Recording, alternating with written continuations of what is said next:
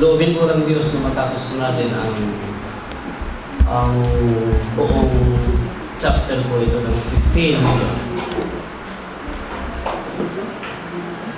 At kaagad po naka-display na po yung title natin. Siya po yung nasa yung title niya. Ang mabungang buhay, spiritual kay Kristo Jesus. Yun po yun nandito sa aklat na ito. Tignan po natin yung division po ng chapter po na ito. Pagsamahin po ninyo ang verse 1 at ang verse 8. Lagyan po nyo ng number 1. Verse 1 and verse 8 po tayo. Pagkatapos sa number 2, verse 9 hanggang 19. Number 3, verse 19 hanggang last verse. 27. 19 to 27. Ang tatlong division ito po ang kanyang binubuo.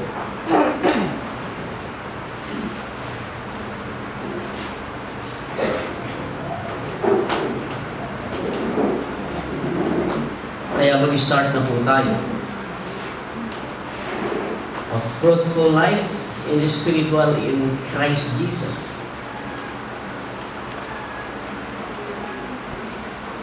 Tignan natin ang mga division na yan kung paano ito nasupplyan ni John doon sa kanyang salita. Pagka sinabi po natin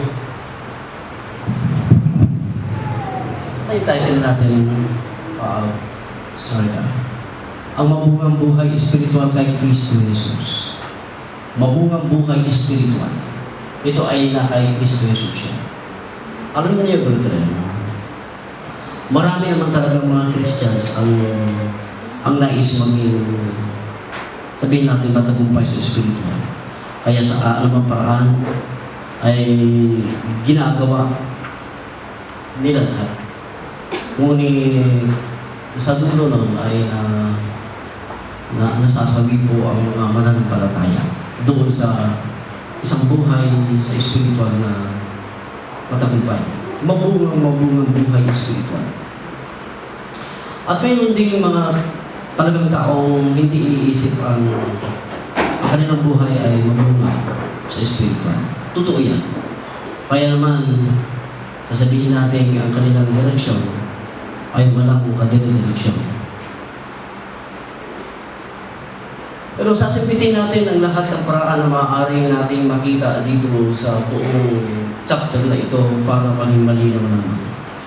Kasi ang mga mananampalataya minsan ay talagang namang nagugumaling na pagsisikap lamang dito sa mga bagay dito sa dibdib. Kaya naman natatakpan yung mga bungang buhay espiritual na kay Kristo Jesus ay hindi nangyayari. Tignan natin. Unang division tayo, verse 1 hanggang verse 8. At huwag niyong hayaan yung focus natin dito sa title natin, ang bungang buhay ng spiritual kay Kristo Jesus. Babasahin po sa inyo.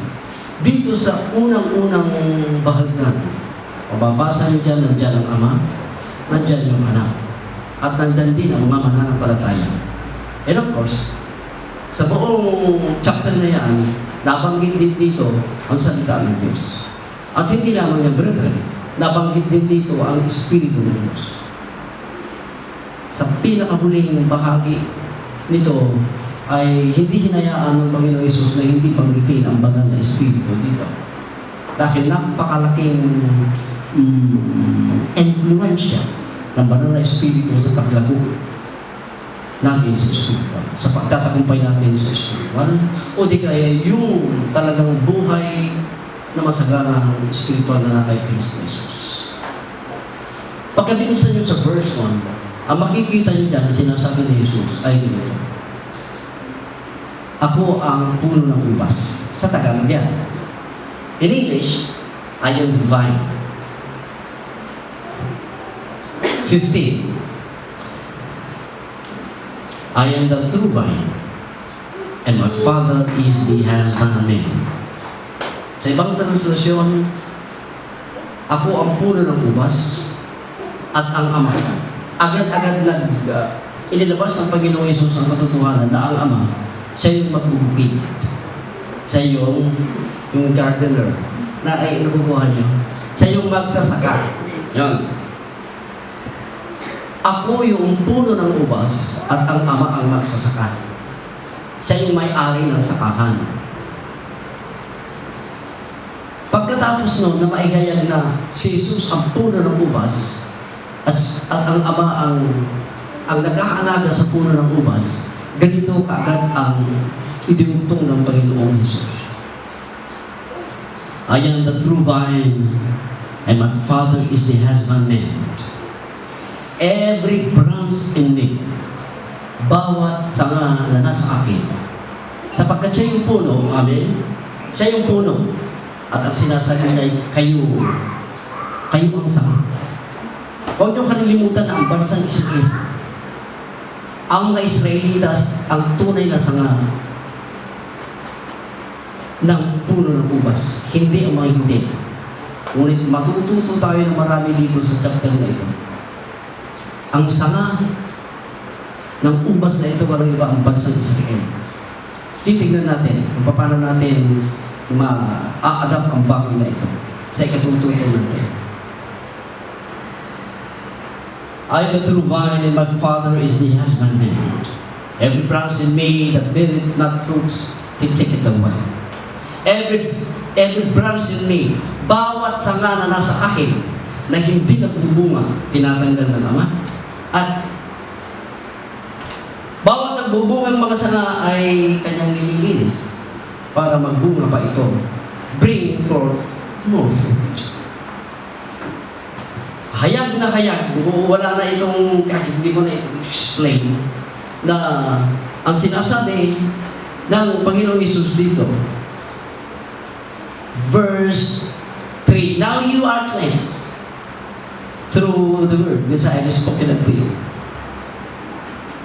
Now you are clean through the word which I have spoken unto you.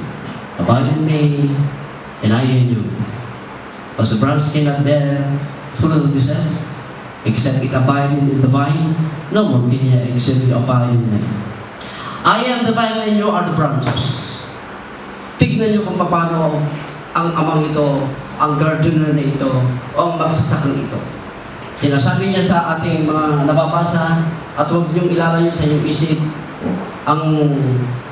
ang buhay na mabunga kay Kristo Jesus. Kung si Jesus ang puno at ang mga Israelites ay ang mga sanga, paano kaya pinagbubunga ng Diyos ang mga sanga ito? Sapagkat ang Ama ang nagbabantay dito. Siya ang nagmamay-ari dito. At tiyak ko dito, huwag niyong kalilimutan, ang magsasakang ito ay banal. Ang magsasakang ito ay napakahusay. Marami siyang paraan. At yung yung sinasabi ko, paraang mabisa. At paraang ito ay katanggap-tanggap sa paningin ng mga tao.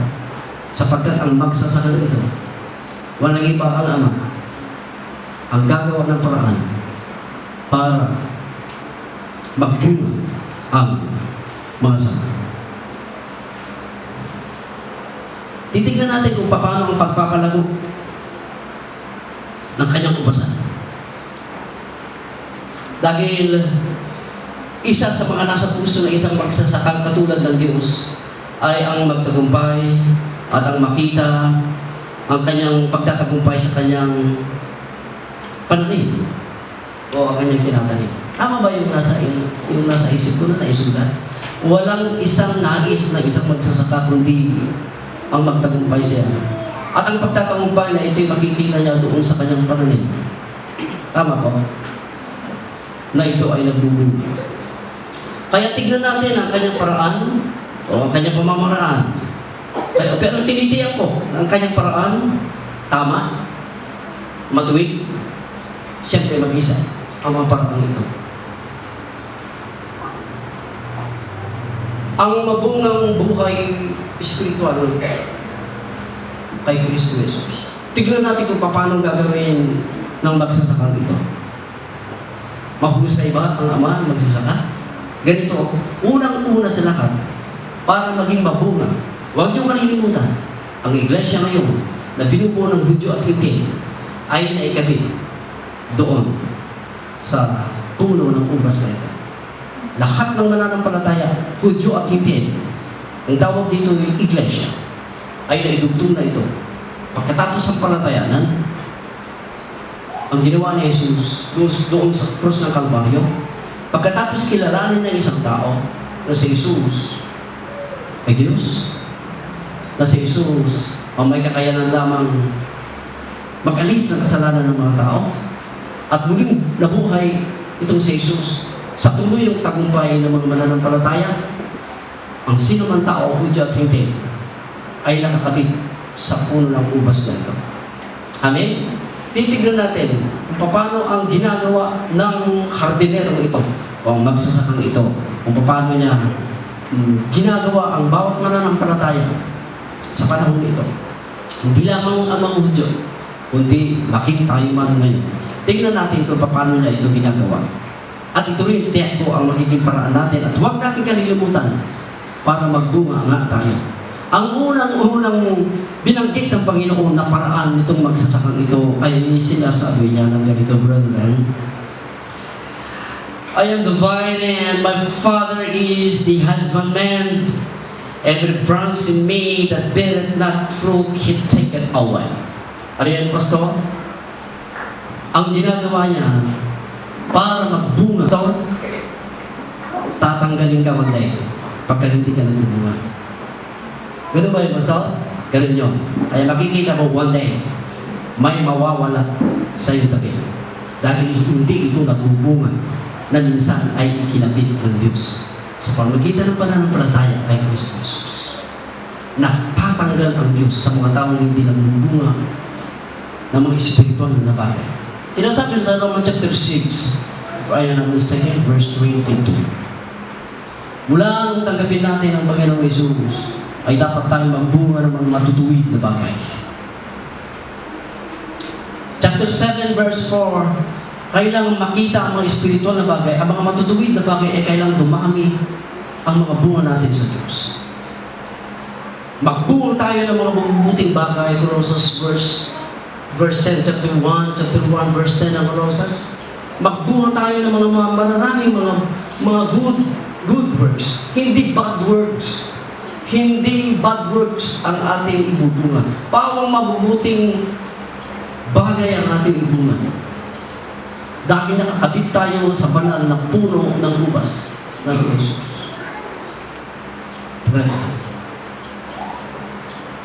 Mabibigla tayo doon sa sinasabi ng Panginoong Jesus kung paano niya pagbubungangin yung Ama, pagbubungangin niya yung mga sanga. And it says, every branch in me, bawat sanga sa akin, dahil nakakabit kay Jesus, every branch in me that beareth not fruit, He, the Father, take it away. Kaya, brethren, nire-remove ng Ama ang sino mang sanga na hindi nagbubunga.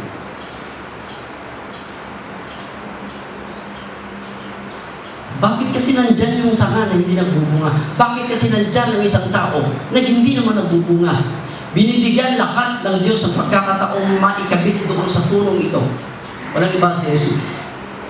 Lahat ng tayo binibigyan ng pagkakataong maikabit niya ito sa pamagitan ng tunay na pagsisisi at paniniwala nila na si Jesus ay namatay at muling nabuhay para sa kaganapang espiritual ng isang tao. Ngunit, pagkatapos na maikapit ng Ama ang mga sakang ito at wala siya, hindi siya concerned. Hindi talaga siya konsentrado. Hindi makalaga sa kanya ang pagbabagong espiritual. Tatanggalin pa rin niya ng Diyos. Pagkatapos mabigyan siya ng Diyos na matikman niya ang buhay na walang hanggan, pero hindi niya ito pinahalagahan, tatanggalin siya ulit ng Diyos. Sa ayaw man at sa hindi gusto noong puno, Masasaktan man ang puno, masasaktan man ang ibang sanga, gagawin ito ng Diyos. Tatanggalin niya ito dahil nakakasagawan ito sa mga sangang gustong magbunga. Dahil hindi naman niya nais talaga magbunga kahit 30 years na ganun pa rin ang kanyang inuugali. Ganyan pa rin ang trato niya sa kanyang mga kapwa mananampalataya. Mas mabubutihin ng Diyos sa kapakanan ng mga sangang nais magbunga. Tatanggalin niya ang mga sangang hindi nagbunga. Amen? Kahit masasaktan si Jesus. Kahit masasaktan ang mga tunay na mananamba. Gagawin ito ng Diyos sa kapakanan ng isang mabungang buhay espiritual na kay Kristo Jesus. Dahil sa katotohanan ay ito. Verse 2. Every branch in me that bear not fruits, he take it away. Ayaw mong bunga, di tatanggalin, nakakasagabal din naman. Ang mga branches na yan, hindi naman talaga sila decided. Hindi sila talaga concerned sa spiritual na buhay. Kaya nakaka-istorbo lang sa mga sangang gusto mabuhay ng matagumpay. Kaya kung ano man ang pasya ng magsasaka, gagawin niya ito. Tatanggalin niya ito. Masakit man sa damdamin ng Panginoong Yesus at sa mga sangapa ng mananampalataya, basta sa kapakanan ng marami ang tinitignan ng Ama. Kapakanan ng marami, hindi kapakanan lamang ng isa. Para magbunga ang isang sanga ng isang matagumpay na buhay, espiritual na kay Kristo Jesus. Another, ito ang susunod na gagawin noong magsasakang ito na napakausay. Ang sinasabi niya dito sa verse 2, and every branch that beareth fruit, he purgeth it. Bawat saka na nagbubunga, nililinis niya ito. Bakit niya nililinis ito? Yung pruning, alam niyo yung pruning? Pruning. And every branch that beareth fruit, he purgeth it. Bakit niya ito nililinis? That it may bring forth more fruit. At dahil kakaunti minsan ang ating mga bunga, nagsisikap ang hardinerong ito na hindi lamang yan ang bunga na dapat natin ibunga. Dahil alam ng Diyos ang kakayanan natin na gusto natin magbunga, hindi lamang ang mga Hudyo. At dahil may nakakasagabal talaga doon sa ating pagbubunga, tinatanggal ang mga sangang hindi nagbubunga. Nakakatakip doon sa paglago ng sanga. At liban dito, doon mismo, doon sa sanga na ito na nagbubunga. Nakuha natin, doon mismo sa sangang itong nagbubunga, lilinisin niya ito. Para magbunga siya ng hindi kakaunti, kundi maraming bunga. Kung sa pagkain gusto natin marami tayong kinakain, ngunit sa spiritual na buhay, yun na hindi natin iniisip. Kaunti lang yung gusto natin. Pero ang gusto ng Diyos sa spiritual na pagbubunga natin ay para magbunga marami. Dahil marami ng mga kaisipan hindi ma-spiritual ang ginagawa ng mga mananampalataya. More on financial, educational, material, ang pinakukulan ng pansin. Kaya naman po, ang paglagong itong espiritual ay hindi nararating ng mga mananampalataya. At alam ng Ama ito na kailangan linisin ang mga sangang ito. Amen? One day, makakaranas ka ng hindi mo gustong pangyayari. One day, yung ayaw mo ay talagang darating sa atin. Sinasabi ng Panginoong Yesus, ang hardinero ito, ang magsasakang ito, na siyang Ama, ang sinasabi niya ay ganito. And every branch that beareth fruit, he parted it, that it may bring forth much fruit. Ayaw ng Diyos na kakaunti ang ating mga bunga, at ang kanyang paraan, lilinisin niya tayo. Basta yung kanyang paraan, lilinisin niya tayo. May mga dagdag pruning. Pero ang sinasabi ni Jesus sa verse 3, nalinis na kayo sa pamamagitan ng aking salita. Huwag niyong i-divorce. Huwag niyong ihiwalay ang salita ng Diyos kung patungkol sa paglilinis sa ating buhay. Sinasabi ni Jesus, direktahan sa mga apostol. Sa verse 3, pero nalinis ko na kayo dahil yung salita na nababanggit ko sa inyo, yun ang lumilinis sa inyo. Kung ang gusto lamang ninyo marinig ay yung maganda, yung hindi ka nasasalit, you will go to another church. Dahil pagka ang Diyos ang magpapalamo, sasalang at sasalang tayo dito. Idadaan at idadaan tayo. Dahil ating mensahe, Pastor, kaya ko dito. Walang pinatatamaan. Kung ayaw nyo na matamaan, you will go to another church. Dahil nagpruning ang Diyos. Amen? At ang kanyang ginagamit ay ang salita. At ang salita, alam naman ninyo, matalas ito na pagkabulay ay tali na espada. Katulad ito ng sword, two-edged sword, tumatagos ito sa ating mga puso.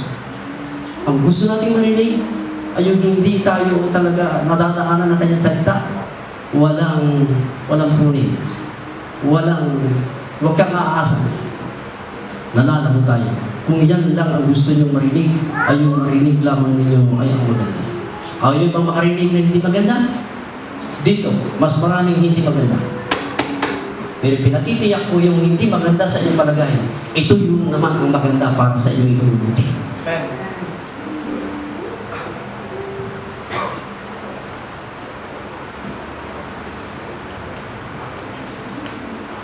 Sa Ephesians chapter 5, mapapasa nyo sa 26 and 27.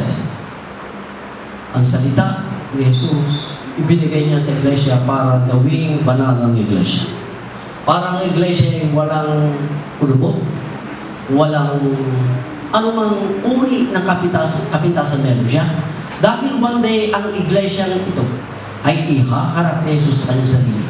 At ayaw niya na ang iglesia pagdating ng araw ng harpasan, tinatawag natin pagbabalik ni Jesus, ay may kulubot. Lahat ng may kulubot, iiwan dito sa ibig. At mararanasan nila ang 7 taong kahirapan na walang pangalan. Kaya naman ang pruning, ang paglilinis ng Diyos ay hindi niya sinasayang ang mga panahon. Hindi niya sinasayang ang financial ng Diyos. Hindi sinasayang yung lakas ng Diyos. Kundi nandiyan ang kanyang pagpupursige. Pruning dito, pruning doon. Paglilinis dito, paglilinis doon. Sinasabi niya rito, doon sa bagay na ito, ay dapat sundin ninyo ang aking mga salita. Let me read. Hindi maaari na ang salita ni Kristo ay hindi mag-isa para sa atin. Kung mali ang iyong katuruan, hindi ka malilinis. Kung pupunta kayo sa ibang katuruan, huwag kang aasa na magbubunga ka ng maraming katwiran ng Diyos. Gusto nyo ba yung paraan ninyo para magbunga tayo? Hindi yan tama. Ang paraan ng Diyos ang dapat masunod kung ang pagbubungang espiritual, ang buhay na mabunga na nakay Kristo. Ngunit kung ang pag-uusapan ay ang buhay espiritual na nasa relihiyon o sige, pumunta kayo sa lahat ng relihiyon. Aglag-tulagto kayo. Pero wala. Ang nakay Kristo Jesus, nasa nga ang mananatiling magbubunga ng marami. Ngunit, kailangan ng paglilinis ng Diyos Ama na nasa langit. At idadaan niya ito sa kanyang salita. At ang sinasabi nga ng Panginoong Yesus dito, manatili kayo sa akin at aking salita ay manatili sa inyo. Tiyak ito.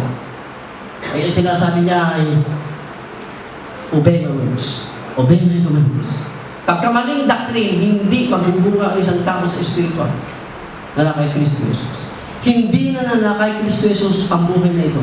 Ito ay nasa isang relihiyon na lamang. Ito ay nasa panig lamang ng isang tao. Ang simpatya ko ay nasa iyo. Wala akong simpatya dyan. Kaya ang kanyang buhay ay walang talagang relihiyon. Walang relihiyong tumatama sa kanyang isip. Ngunit dapat ang kinaroroonan ng relihiyon noon na ang tawag sa kanila ay Christians. Dahil si Kristo ang nandoon at nakaumpong sila doon sa puno ng ubas, yung dapat ang kinasasaligan natin. Sinasabi nga ni Pablo, inilagay ko na ang kinasasaligan. Sa chapter 3, 9 and 10, ng 1 Corinthians chapter 3, 9 and 10, hanggang sa 11, yung pundasyon ay nailagay ko. At kailangan yung pundasyon na ito sapagkat ang kamatayan ni Jesus ang pundasyon ng sino magsasampalataya at magbubunga ito ng marami. May kasiguraduhan ang kaligtasan. Huwag ang simpatya ninyo sa tao. Ang simpatya ninyo ay yung nandoon kayo sa puno ng ubas. Amen? Si pastor ang simpatya? Nandun ba ang simpatya nyo? Pagka umalis ako, alis din kayo? Yoro. Doon kayo kay Kristo Jesus. Manatili kayo doon. At magbubunga ang marami. Dahil nandun ang kanyang salita. Kailangan masundan natin ang kanyang salita. Amen? Kaya ganoon na lamang ang sinasabi ng Panginoong Jesus dito sa verse 12. Sa verse 12 na tayo. Yes. And this is my commandments. This is my commandments. That you love one another, I have loved you. Verse 14. You are my friends if you do whatsoever I command you. Mahalaga ang doctrine ni Christ kung saan tayo mananatili. Amen?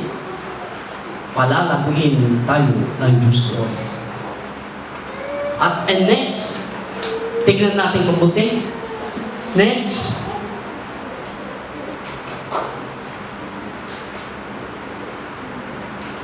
pangatlo na po tayo.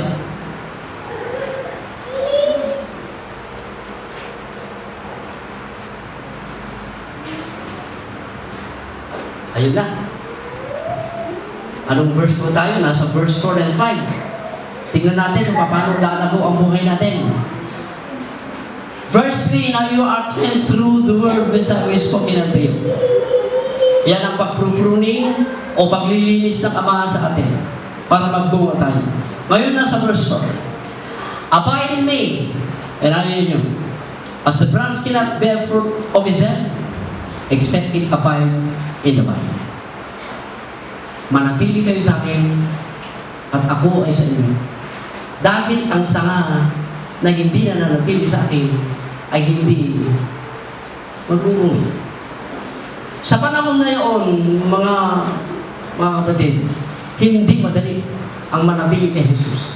Sapagkat laging nakaamba ang kamatayan at laging nandoon ang kapahamakan sa kanilang buhay. Pagka nakakayang na si Jesus ang kanilang sinasabihan. Hindi madali ito, brother. Nasabihin mo sa isang tao at pagkatapos ay sabihin ng isang tao doon sa napakaraming tao na itong taong ito ay nananatili kay Jesus. Hindi madali ang manatili kay Jesus sa panahon na yan. Katumbas ito ng iyong liig. Meron, di ba meron kayong nakita doon sa Facebook na i-deny nila si Jesus. Kung i-deny, hindi sila mamamatay. Ngunit kung mananatili ka kay Jesus, sasabihin mo siya ang Diyos, siya ang Panginoon mo. Kapalit ng iyong liig, maghihiwalayan sa iyong katawan. Ano po? Ganun din sa panahon na ito. Ngunit hindi nila ito alintana. Ang pananatili kay Jesus sa panahon na yan, ang siyang daan para makabunga ng marami ng hardinerong nasa langit ang buhay nila noon sa Espiritu. Ang pananatili kay Jesus. Pagka sinabi ni Jesus na manatili kayo sa akin at ako'y sa inyo, malaki ang posibilidad na pagkatapos maligtas sa isang tao, ay hindi na din siya mananatili. Pastor, paano makikita na nanatili ako? O nanatili siya? May changes ang buhay. Banal ang puno ng ubas. Amen? Banal ang hardinero. Kaya magkakaresulta ito ng banal na buhay. Magkakaresulta ito ng tamang pag-iisip. Magkakaresulta ito ng tamang unawa. Tamang paghatol ang nandiyan. Tamang pananalita. Kung hanggang ngayon, siya pa rin ang uli na yung pananalita, mag-isip-isip po tayo. Baka talagang hindi kayo nakakabit. Ang isang tao, pagka hindi nakakabit, doon sa puno ng ubas, walang kilos. Siya pa rin, yung kanyang salita hindi naiiba. Uri ng pamumuhay siya pa rin. Hindi lahat ng nasa iglesia, hindi lahat nasa relihiyon. Kahit nasa tama siyang pananampalataya, makikita mo ang kanyang pagiging isang matagumpay na sanay. Sa pananalita, sa paghatol, lahat ng parte ng ating buhay ay nakaugnay sa pagiging isang matagumpay na espiritual na nakay Kristo Jesus. Siya sa atin yung mabuti na ganda. Kung anong buhay meron na tayo. Kung nananatili tayo kay Kristo Jesus. Challenge ka ng Panginoong Jesus sa kanila ay yung kung manatili kayo sa akin, ito ay dahil doon sa for the sake of the fruitful life in Christ. Yung may gapo. Ito'y sa dakilang yung mabungang buhay na nakay Kristo Jesus sa spiritual.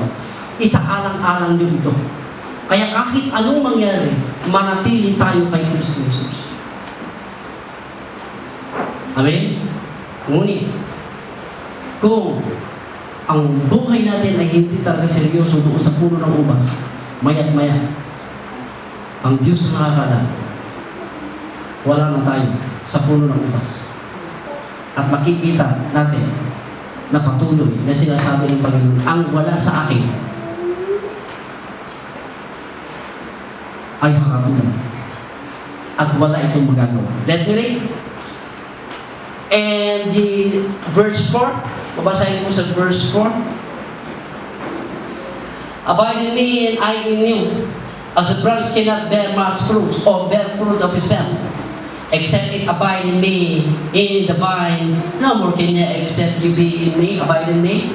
Wala magagawa ang sinumang tao na magbunga siya ng sagana sa espiritual kung wala siya kay Jesus. Ito yung sinasabi niyo, Panginoon, wala kami magagawa kung wala ka sa amin.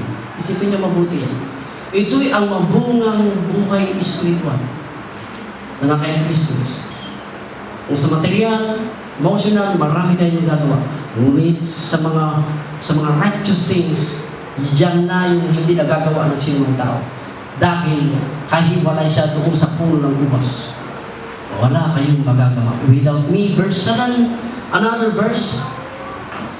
And let me repeat that verse. Abide in me and I in you. As the branch cannot bear fruit of itself, except it abide in the vine. No more can ye, except you abide in me. Verse 7. If you abide in me, and my words abide in you. If you abide in me, and my words abide in you. Nandiyan ulit. If you abide in me.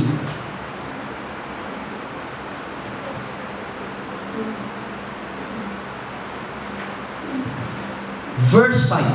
I am the vine and you are the branches. He that abideth in me and I in him, the same bringeth forth much fruit. For without me, you can do nothing. Wala kayong magagawa sa mga spiritual na bungang ito kung wala kayo. Diba lagi natin sinasabi, Panginoon, wala kayong magagawa kung yun yung nagagamit natin. Itong mga spiritual na bagay, righteous things, good works, ay meron tayong magagawa. Minsan nga may nagtanong, mababago pa kaya ako? Malaki ang posibilidad. Basta na iupong ka ng hardinero na nasa langit, yung magsasaka na nandun, iupong ka doon sa puno ng ubas ng si Jesus, ang pagbabago ay napakabilis. Ang pagbubunga ng marami at ang pagbubunga ng maraming ito ay nananatili. Let me read again. Nananatili. Maraming bunga at nananatili. Verse 16. You have not chosen me, but I have chosen you, and ordained you that you should go and bring forth fruit, and that your fruit remain. And that your fruit should remain. Kung nagbunga man ang isang tao ng mga mabubuting bagay, one day, hindi mo na makikita yung mga righteous things na kanyang ginagawa. One day, yung bunga niya na kanyang pinagmamalaki dahil nandun siya sa puno ng ubas, hindi mo na makikita ulit ito. Bakit? Sapagkat hindi na nanatili ang kanyang mga bunga. Pero ang sabi ng Panginoong Hesus, ang pananatili kay Hesus at kanyang kasalita, humayo man sila ng humayo. Pumaroon man sila sa iba't ibang lugar. Nananatili ang kanilang mga bunga. Pero may mga mananampalataya, paglabas dito sa church, wala. Nawawala ang mga bagay na matutuwid sa kanyang buhay. Hindi na nanatili. Napakasama. Tignan niyo yung puno ng mangga. Ang dami mga bunga ngayon. Ngunit tignan mo ngayon, ilang araw lang, nangingitim ulit ang kanyang. At dahil dito ang sinasabi ng Panginoong Hesus sa verse 1 and 8, o ang unang division, makita niyo dito ang kakayanan ng Diyos at makita niyo ang kakayanan ng isang tao. Anong kakayanan meron ng Diyos? May kakayanan siya at mabisa mo ng paraan, mabubuting mga paraan para magbunga ang isang tao. Lalo-lalo na ang mga Diyos. At tayo sa masampalataya ngayon, may kakayanan siya. At ang kakayanan ito'y nakita natin. Amen? Sa ating buhay. Ngayon po ay ipinapakita ng verse 1 and 8. Walang kakayanan ang sino mang tao na magbunga siya sa kanyang sarili. Amen? Nakuha niya ito? Walang kakayanan ang Hudyo at Hintil na magbunga siya sa kanyang sarili. Pagka siya ay hiwalay kay Kristo Jesus. Walang kakayanan ng sino man na mga katwiran ito itatanggapin ng Diyos. Ang maranasan, ang kabutihan ng Diyos, yung eternal life sa lahat. Walang kakayanan ng sino man sa atin. Walang kakayanan ng religiyon na pagbungangin tayo ng mga bungang katanggap-tanggap sa Diyos. Wala. At dahil dito, ang sinasabi ni Jesus dito, papasukin natin ang pangalawang division.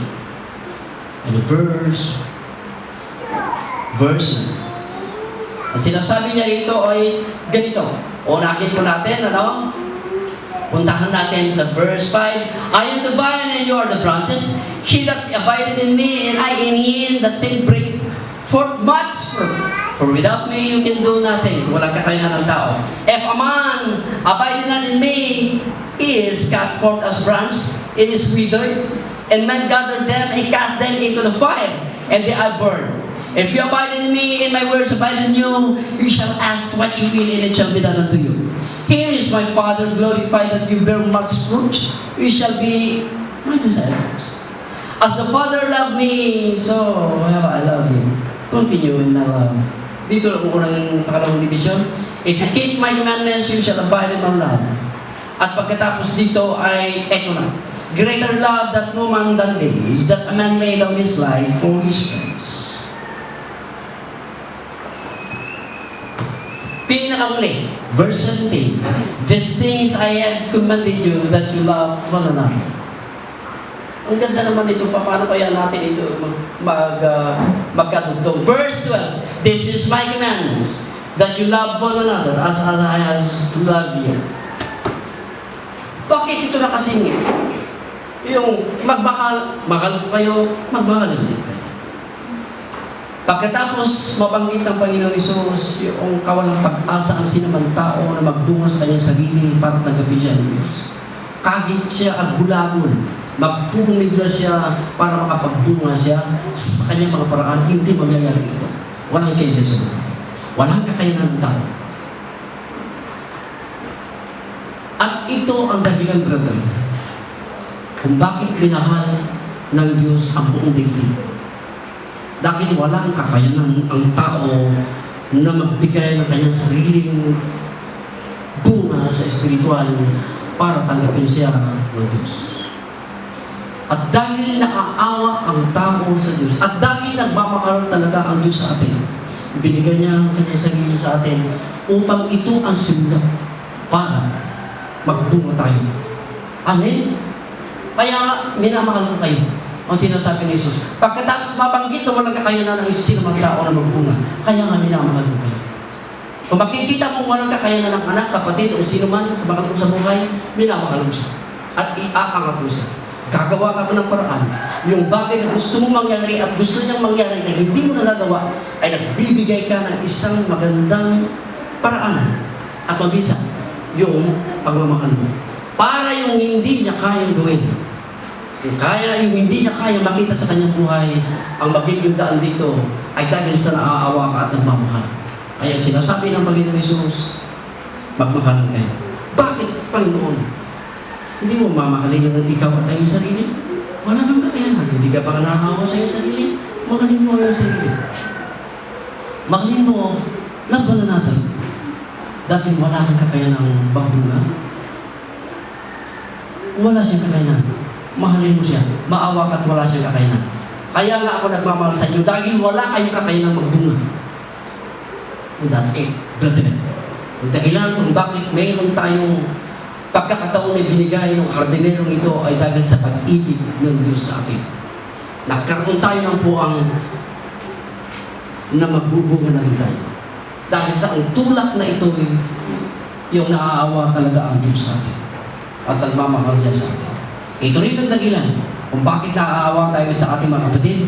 Dahil naawa tayo dun sa ating mga magulang, naawa tayo sa ating kapwa, dahil wala silang kakayanan magtungo sa kanila sa Diyos. Alam natin ang paraan ng Diyos kung paano magtungo sila at tanggapin sila ng Diyos. Yung makanan yung mga ginagawang mabubuting bagay. Kaya love ka na natin. Hindi ba kayo naaawa doon? Hindi ba kayo naaawa sa kanila?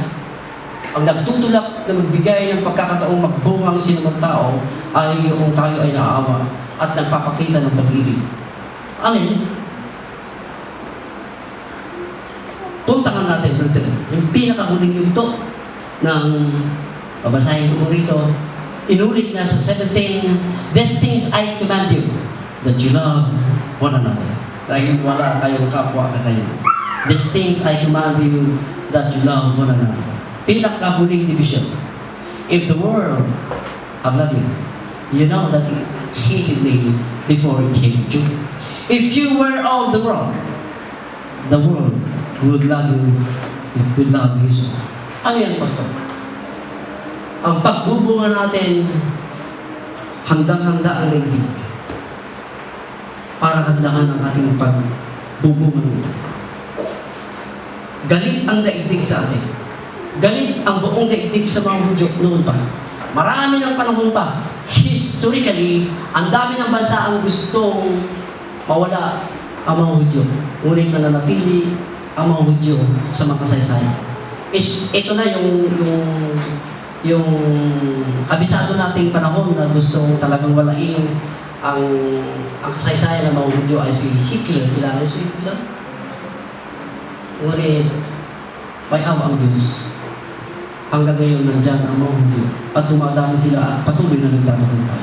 Ay ito, sapagkat ang pagbubungang espiritual ng mga Hudyo ay hinakaglakan ng buong daigdig.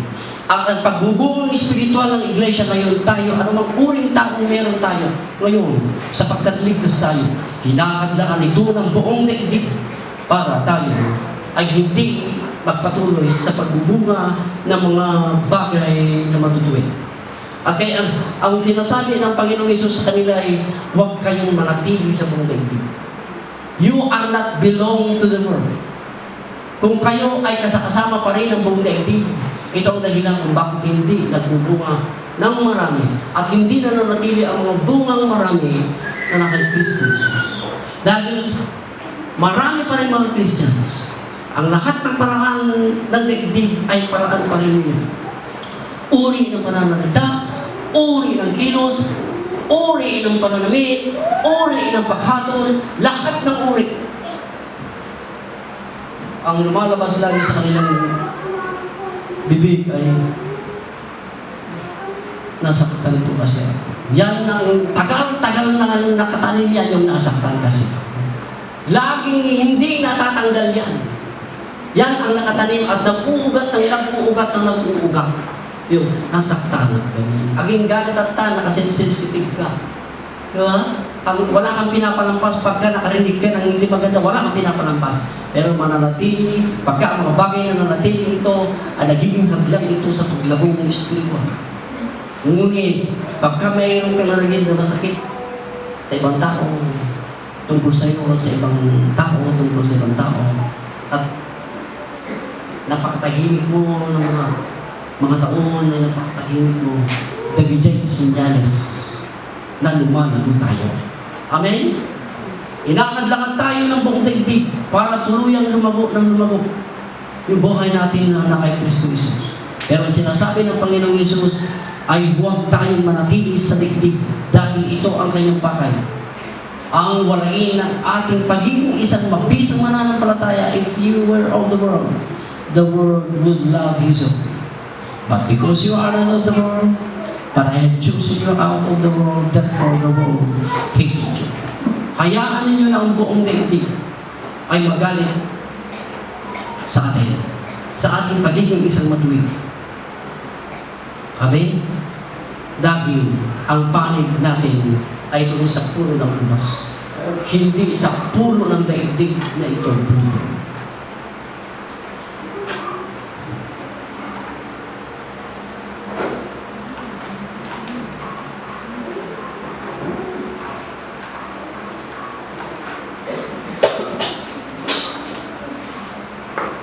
Pagka sinasabi ng Panginoong Yesus, tignan niyo mabuti, nagbabanggit siya, ang daigdig ay galit sa inyo. Dahil ang daigdig, una sa lahat, pagka nagalit sila sa inyo, ako ang una. Dahil nandoon yung puno na kinalalagyan ng banal na bagay para magbunga. Binabanggit niya ito hindi dahil sa hindi niya makalang daigdig. Amen? Makalang mong daigdig. Ngunit kailangan magbanggit siya tungkol sa mga daigdig. Ang mga taong ayaw sa katotohanan, ang kanilang mga gawain hindi makatotohanan. Kailangang banggitin niya ang mga ito sa mga alagad. At tayo minsan ay nagbabanggit sa mga itong gawain ng mga tao. Amen? Nagbabanggit tayo sa mga tao na ang ginagawa ay kalituan. Ngunit hindi na kahulugan na hindi tayo nagmamahal. Pastor, nagbabanggit kung naman na. Diyan kayo nagkakamali. Nagbabanggit tayo ng mga daigdig, yung mga taong hindi mabuti ang kanilang mga gawa, hindi dahil sa hindi tayo nagmamahal. Hindi nagmamahal po tayo. Ngunit nagbabanggit tayo para tuluyan ang ating mga bunga na nasa harapan ng Diyos ay manatili. Ginagawa lahat ng paraan ng buong daigdig para ang mga bunga natin ay hindi manatili. At kaya ang sinasabi niya rito, maapektuhan yung sinasabi natin sa verse 27. Ngunit, ang sinasabi niya sa pinakaulay, ngunit pagdating ng Banal na Espiritu sa inyo, ay makakasama ninyo siya na magpapatuloy na ipakilala ako sa buong daigdig. Kayo dahil kasama niyo ako noon pa, ay yun yung ipapatotoo.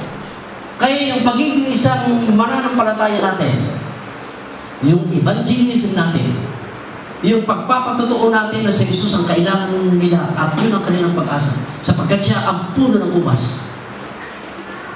Magiging matagumpay ito pagka yung mga bunga natin ay nananatili. Amen? Pagkatapos sabihin ng Panginoon sa 27, na ang Banal na Espiritu magiging kasama nila at kayo ang makakasama ng Banal na Espiritu. Ang Banal na Espiritu makakasama nyo sapagkat kayo noon ay kasama ko na. At yung mga bungang ito ang makakatulong, makapagpapatuloy at makakatulong sa ating mga pagpapatotoo sa daigdig. Amen? Purihin po ang Diyos. Dahil pagka ito ay nagbunga, ang sarap-sarap ng pakiramdam. Putulin na po natin. Marami pa tayong dapat banggitin. Putulin na po natin. Manalangin na po tayo. Sa iyo po ang papuri, O Diyos, dahil napagtanto po namin sa kapitulo nito ang aming tagumpay. Sa iyo po ang aming tagumpay. Nagagawin. Umana nga sa langit, napakahusay na magbigay ng matatag na buhay, mabungang buhay sa aming buhay kay Kristo Jesus. Gawin mo po ang lahat po, Diyos, sa aming kabubuti. At haharapin po namin ang mga bagay na ito. Pagtitiisan po namin ang mga bagay na ito. Alang-alang doon sa gusto mong manatili ang aming buhay. At alang-alang sa gusto mong maipahayag po namin may katotohanan ang iyong salita. Salamat sa ngalan ng aming Panginoon Jesus.